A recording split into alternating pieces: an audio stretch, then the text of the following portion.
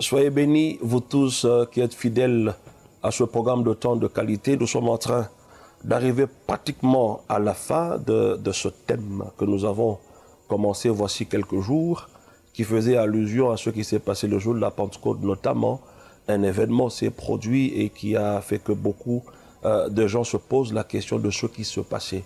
Et Pierre, notamment, s'est tenu debout et a commencé à expliquer ce qui s'était passé. Et lorsque vous lisez le livre des Actes des Apôtres, vous allez retrouver beaucoup d'éléments qui nous parlent justement de l'effusion du Saint-Esprit et le parler en langue. Et quand vous êtes dans les épîtres, notamment dans 1 Corinthiens 14, vous avez tout un tas d'éléments, un enseignement magistral de l'apôtre Paul qui nous ont tous les éléments possibles afin que nous comprenions très bien ce que c'est que le parler en langue. Alors nous étions arrivés par la grâce de Dieu à parler autour des questions que l'on pose sur le parler en langue. Et nous étions arrivés à la 10e question qui disait « Ma communauté va me chasser si je parle en langue ». Il y a beaucoup de gens, effectivement, qui sont esclaves de leur communauté. Ils sont esclaves, entre guillemets, de leur doctrine, même si cela n'est pas biblique. Ils restent attachés à ces choses et de telle manière que les Écritures viennent après ce que le pasteur dit, même si ce que le pasteur dit n'est pas biblique. Il y en a qui vous disent « Ma communauté va me chasser si je parle en langue. » Alors qu'est-ce que je peux répondre à une telle personne? La réponse est claire, il faut obéir à Dieu plutôt qu'aux hommes. On doit se référer à ce moment-là au verset de Jean 9, 22, Jean 12, 42, 43 et Actes des Apôtres, chapitre 4, verset 19. 11e question. La tradition de notre Église est contre le parler en langue. Que répondre? Nous répondons en accord avec Matthieu 15, verset 6. La parole de Dieu est au-dessus de toute tradition. 12e question. Est-ce qu'un chrétien qui ne prie pas en langue n'a pas Jésus non plus et n'est pas donc sauvé? Non, cela n'est pas vrai. Il ne faut pas répondre comme cela, que celui qui ne prie pas en langue n'a pas Jésus et n'est pas sauvé. Si vous avez cru au Seigneur Jésus, vous êtes sauvé, selon Romains 10, verset 9.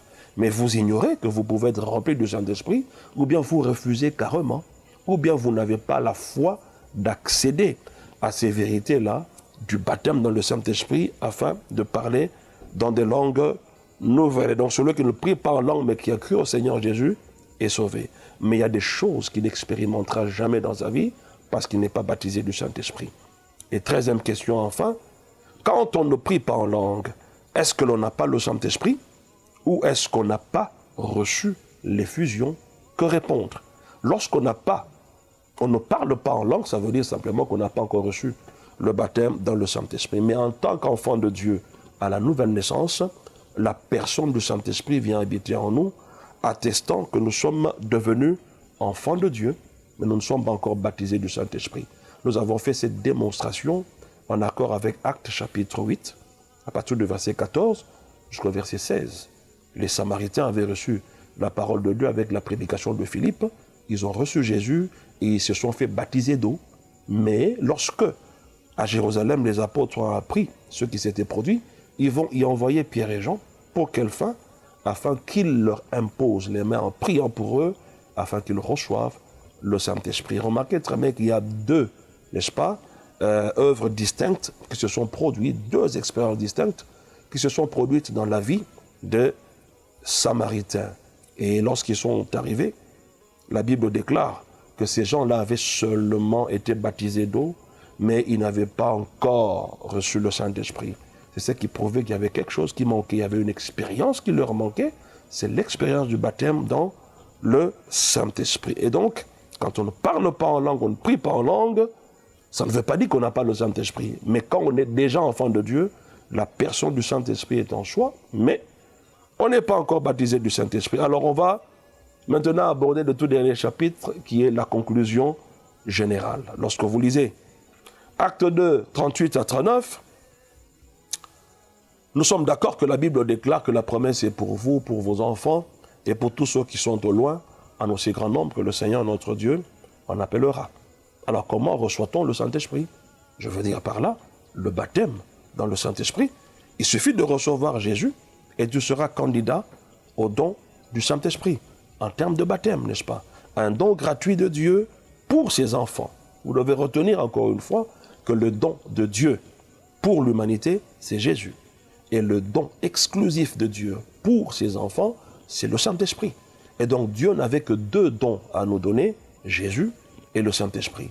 Et si vous comprenez très bien ce que Jésus a fait pour nous, et que vous comprenez l'œuvre du Saint-Esprit à l'intérieur de nos vies et avec nous, croyez-moi, vous atteindrez et vous réaliserez toutes les promesses pour lesquelles Jésus a déjà payé les prix pour nous. Ce qui nous échappe le plus souvent, c'est que nous allons dans beaucoup de choses, sauf dans ce qui nous a été donné. Jésus et le Saint-Esprit. Ça, ce sont des leçons à retenir. Donc reçois simplement le Seigneur Jésus et tu seras candidat au don du parler en langue. Il n'y a rien que l'on puisse faire pour gagner ou mériter le Saint-Esprit. Tout ce qu'on peut faire, c'est de croire, avoir soif et demander. Être baptisé de l'Esprit n'est pas le résultat de vos mérites. C'est une grâce. Vous devez croire au Seigneur Jésus, avoir soif de cela, le demander en vous disponibilisant tel que nous avons expliqué tout au long de cet enseignement. Donc Dieu veut que nous recevions le Saint-Esprit, le baptême donc, encore plus que tout parent terrestre désireux d'offrir des bons présents. Lui nous donne une personne divine, le Saint-Esprit, si nous le lui demandons. Remarquez que les parents terrestres donnent des choses naturelles, des choses physiques, matérielles. Mais le Père Céleste se distingue des parents naturels que nous sommes en nous donnant une personne, le Saint-Esprit. Dieu ne nous a pas donné des choses. Dieu nous a donné une personne, le Saint-Esprit. Avec le Saint-Esprit, nous recevons les habiletés à aller dans les profondeurs de ce que Dieu veut de nous, ce qu'il attend de nous, et il va nous équiper, nous expliquer comment réaliser le plan de Dieu ici sur la terre. Et donc ne perdez pas votre temps simplement, Seigneur, donne-moi, donne-moi, donne-moi. Non, collabore avec le Saint-Esprit et il va te révéler des grandes choses avec lesquelles tu vas aller de l'avant. Ce n'est pas tout. Dieu ne veut pas que nous recevions seulement le Saint-Esprit comme don, mais plus encore. Dieu veut que nous soyons remplis du Saint-Esprit, comme il l'a fait avec Jésus, mais également avec les apôtres. Jésus a promis qu'il nous enverra une aide. Il dit aux disciples de rester jusqu'à ce qu'ils soient revêtus de la puissance. Nous disons de nous que nous recevrons une force lorsque nous serons baptisés dans le Saint-Esprit, de la même façon que Jésus et de la même onction dont Dieu oint Jésus. Vous devez comprendre cela. Nous avons été baptisés de la même manière que Jésus l'a été et oint de la même manière que Jésus l'a été. Dieu veut nous baptiser, il veut nous remplir du Saint-Esprit et de force. Pourquoi? Pour être ses témoins, pour nous rendre capables de mener une vie victorieuse et le représenter valablement sur la terre selon le plan qu'il a pour nous. Que nous ayons besoin de l'aide et de l'habileté du Saint-Esprit, ça c'est une évidence. Sans lui, nous ne ferons absolument rien. Que nous soyons remplis du Saint-Esprit fait partie du plan de Dieu. Pour tous, parce que la promesse est pour vous, pour vos enfants et pour tous ceux qui sont au loin, en aussi grand nombre que le Seigneur notre Dieu les appellera. Que nous soyons remplis du Saint-Esprit, donc, fait partie du plan de Dieu, et que cela se manifeste dans ma vie, c'est aussi évident. Selon Acte 2, 4, qu'arrive-t-il? Il y a une évidence de la présence du Saint-Esprit dans ma vie, une évidence par un signe extérieur, car le Saint-Esprit donne un langage nouveau. À toute nouvelle création est donnée des nouvelles langues. Et donc quand nous parlons dans des langues nouvelles, nous sommes en train de parler dans les langues de notre lieu de provenance. Nous sommes citoyens du ciel. Il y a des signes qui nous distinguent, entre autres la langue. Lorsque je parle anglais avec un accent américain, plusieurs croient que je suis un Afro-Américain, mais je ne suis que Congolais. Pourquoi? À cause de la langue. Et lorsque je parle des langues nouvelles, ça c'est un des signes par lesquels nous reconnaîtrons aussi ceux qui ont cru en Jésus-Christ. Et donc, parler des langues nouvelles, ce langage nouveau, ce sont des mots étranges. Et malgré que cela puisse paraître bizarre, le fait d'être rempli du Saint-Esprit avec le signe de cette évidence, ce n'est certainement pas étrange. Ne vous laissez pas entraîner là-dedans. Cependant, certains considèrent l'étrangeté de cette évidence de la présence du Saint-Esprit dans leur vie comme un empêchement. Mais la Bible dit de ne pas laisser cela se produire. Notamment dans 1 Thessaloniciens 5,19. N'éteignez pas l'esprit. N'attristez pas le Saint-Esprit. Lorsque vous priez beaucoup en esprit, vous êtes en train d'activer les dons spirituels. Et c'est d'ailleurs le sujet que nous allons voir prochainement. Vous remarquez que dans plusieurs endroits où il fut rempli du Saint-Esprit, ils parlèrent des langues nouvelles et prophétisèrent. C'est comme si les langues étaient une porte ouverte aux dons spirituels. Et donc, de parler des langues célestes peut sembler étrange et inhabituel, mais ne laisse pas cette impression t'empêcher ou empêcher le travail du Saint-Esprit en toi et à travers toi. Dieu est parmi nous, nous entourant de la présence du Saint-Esprit, prêt à remplir nos cœurs, notre être spirituel de sa plénitude. Et le seul moyen par lequel Dieu puisse le faire est de lui permettre d'agir et de se manifester comme il l'a choisi. Il a choisi quel moyen? En sa plénitude, mise en évidence par le parler en langue. Alors, au lieu de restreindre Dieu, au lieu de limiter Dieu, au lieu de limiter le Saint-Esprit à notre savoir et habileté, mes chers frères, laissons le Saint-Esprit faire son travail. Question. Et de recevoir le Saint-Esprit donne quel résultat? En d'autres termes, être baptisé. Le Saint-Esprit donne quel résultat? Réponse, la plénitude et la puissance de Dieu dans ma vie. Sans le baptême de l'Esprit, il n'y a pas de puissance. Question. Et si les apôtres n'avaient pas attendu et étaient allés témoigner de Jésus sans avoir reçu au préalable ce que le Père avait promis, qu'est-ce qu'il adviendrait de leur ministère? Réponse. Premièrement, ils auraient témoigné certes de Jésus en parlant de choses vraies, mais sans la puissance de la conversion et sans la puissance des miracles, des guérisons, et ainsi de suite. Deuxièmement, ils seraient très faibles et régressant et abandonnant en cas de persécution. Troisièmement, ils seraient attaqués par le royaume des ténèbres et être vaincus sans trop de peine. Quatrièmement, ils auraient rempli le monde de la connaissance mentale ou intellectuelle de Jésus. Ça veut dire, les gens allaient simplement connaître un Jésus historique, mais ils n'allaient pas vivre ce Jésus-là dont parle la Bible en disant qu'il est vivant. Il n'est plus vivant physiquement parmi nous, mais au travers du Saint-Esprit, il le fait vivre aujourd'hui. Et finalement, ils chercheraient à changer le monde avec la chair. Et ça, c'est quasiment impossible. Ils allaient fournir autant d'efforts et ils allaient devenir une secte. Ils allaient développer petit à petit des doctrines qui n'étaient pas ce que Jésus leur avait dit au préalable. Et donc, il fallait à tout prix que le Saint-Esprit vienne garder le dépôt de ce qu'il leur avait enseigné.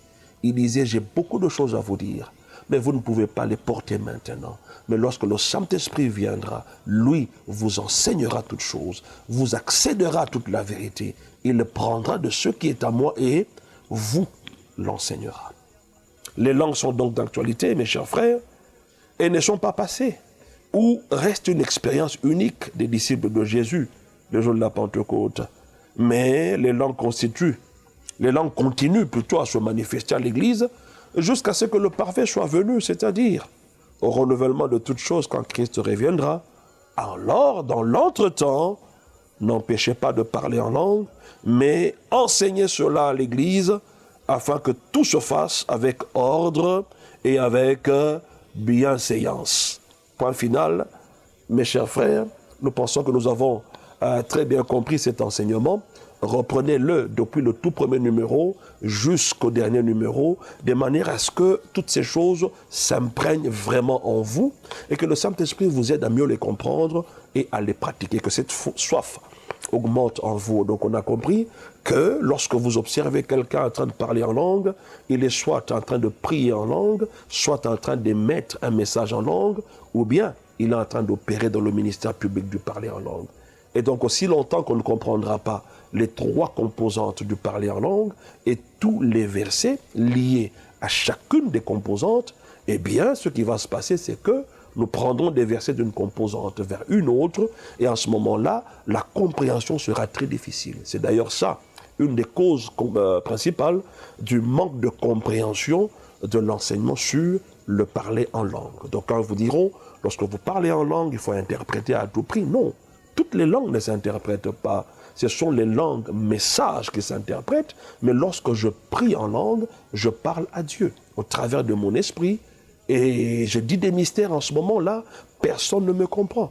Quand je prie en langue, je m'édifie moi-même. Et lorsque vous lisez 1 Corinthiens 14, vous retrouvez presque partout, la Bible vous parlait de parler en langue. Mais comment savoir que tel parler en langue est en rapport avec la prière et tel autre en rapport avec le message en langue? Simplement lorsque vous lisez ce texte et que vous retrouvez, par exemple, que celui qui parle cette langue est le seul à bénéficier de ce qu'il est en train de parler, alors en ce moment-là, c'est la prière. Quand la Bible déclare, celui qui parle en langue s'édifie lui-même. Ça, c'est la prière. Mais lorsqu'on dit que celui qui parle en langue prie pour avoir le don d'interpréter. Pourquoi? Afin que l'Église reçoive quelque édification. Ça, ce n'est plus la prière, c'est le message en langue. Et lorsque la Bible parle dans 1 Corinthiens, chapitre 12, versets 28, 29 jusqu'au 31, on vous dit tous parlent-ils en langue? Non. Tous prophétisent-ils? Non.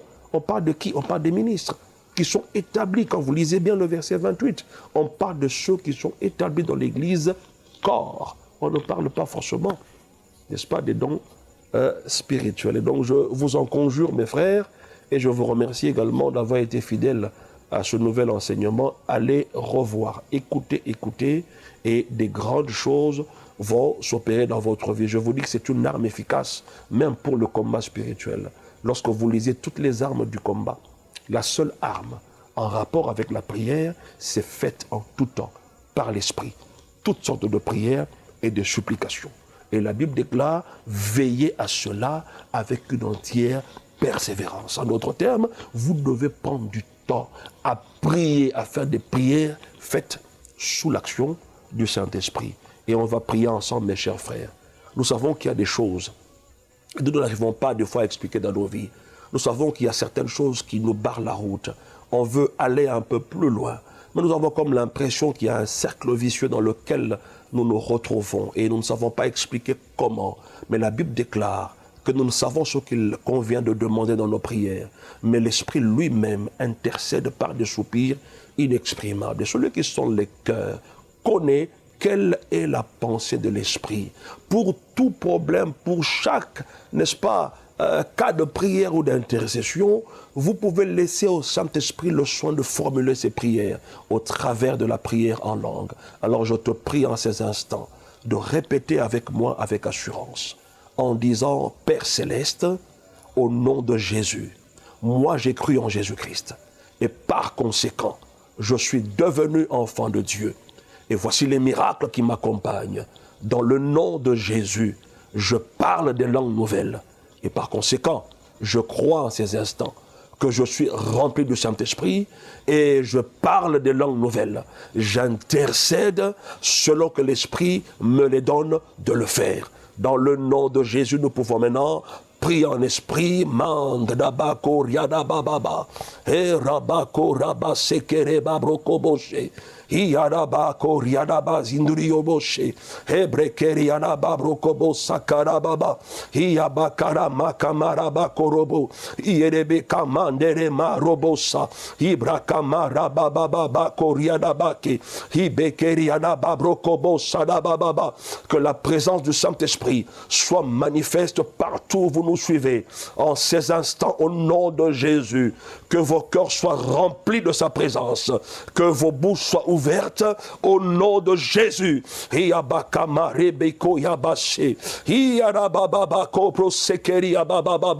Pour tout problème que vous traversez, nous prions pour des solutions parce que nous avons un Dieu aux possibilités illimitées. Il est temps maintenant, sa main puissante sur les malades, sur les problématiques, des situations compliquées, et les solutions pleuvent maintenant. Et lève les mains et prie le Seigneur en esprit. karabako boshe. Hielebe kamarebeko bababa. Hielebe bababa. Hiarabako basama mama. Hielebe kabreke baroko bosa. Hendrebe koriana bababa. Roboko bosere bababa. Merci Seigneur. Que toute la gloire, l'honneur, la majesté te reviennent. Merci, rendons-lui des actions de grâce. Dites-lui merci Seigneur pour cet enseignement. Merci pour l'œuvre du Saint-Esprit en moi. Merci pour le Saint-Esprit qui m'amène à cette expérience. Jésus me baptisant dans le Saint-Esprit. Que toute la gloire lui soit rendue dans le nom de Christ Jésus. Nous avons ainsi prié. Et ceux qui sont en accord avec nous, nous disons Amen par la foi et on se fixe rendez-vous la fois prochaine. Merci beaucoup. Que j'étais porteur d'une grâce, d'un don. Mais dans ton amour, tu m'as donné le Saint-Esprit. Le Saint-Esprit m'a révélé. Je me souviens de ton amour.